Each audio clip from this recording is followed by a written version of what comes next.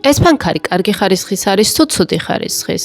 ძალიან ხშირად მეკითხებით ამ კითხვას, ამიტომ დღეს გასწავლით რამდენიმე ხრიქს, რომლითაც თქვენ თვითონ მიხვდებით, კარგი ხარისხის ფანქარს ყიდულობთ თუ ცუდი ხარისხის. თუ ფანქარი არის კარგი ხარისხი, არ აქვს მნიშვნელობა რამდენი ბე არის, ხაზი უნდა გააუვლოთ ძალიან რბილად და მარტივად. თუ ფანქარში ხატვის დროს უცებ შეგხვდათ უხეში ნაწილაკი, რომელიც რაღაცნაირად კაწრავს ფურცელს, ესე იგი ფანქარი დაბალი ხარისხის არის.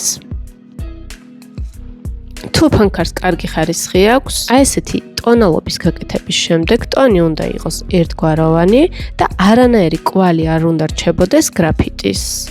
აი ახლა ნახეთ მარჯვენა მხარეს, მივაახლოვებ კადრს და დაინახავ, რომ ცარცივით თუ მტვერივით დაიყარა გრაფიტის ნაწილაკები. ეს ნიშნავს, რომ ფანქარი არ არის კარგი ხარისხი. მესამე დეტალი, რასაც ყურადღება უნდა მიაქციოთ, არის ბზინვარება.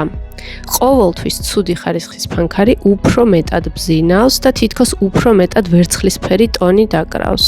ეს ნიშნავს იმას, რომ ნაკლებად შეიცავს თიხას, რომელიც ეხმარება, რომ არ აირეკლოს სინათლე. ასევე ხარისხზე მიუთითებს ხოლმე თვითონ ხის ხარისხი, რომელშიც არის ხოლმე გრაფიტი მოთავსებული, გათლის დროს უხარისხო ფანქრები ითლება რთულად, თითქოს წყდება ადგილებში, არ არის ერთგვაროვანი და ესეც მიანიშნებს ფანქრის დაბალ ხარისხზე.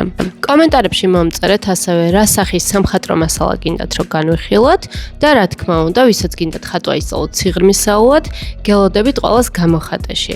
გამოხატეში გვაქვს როგორც დიდების ჯგუფები, ასევე ბავშვების ჯგუფები, აბიტურიენტების ჯგუფები და მოკლედ ყველანაირი ხატვის მიმართულება გვაქვს, ასე რომ გელოდებით ჩვენთან. თუ გამოხატეში სიარულს ვერ ახერხებთ, რა თქმა უნდა, შეგიძლიათ ხატვა ისწავლოთ სახლიდან გაუსვლელად, ჩემი YouTube-ის დახმარებით, ცირას ხატვის გაკვეთილები.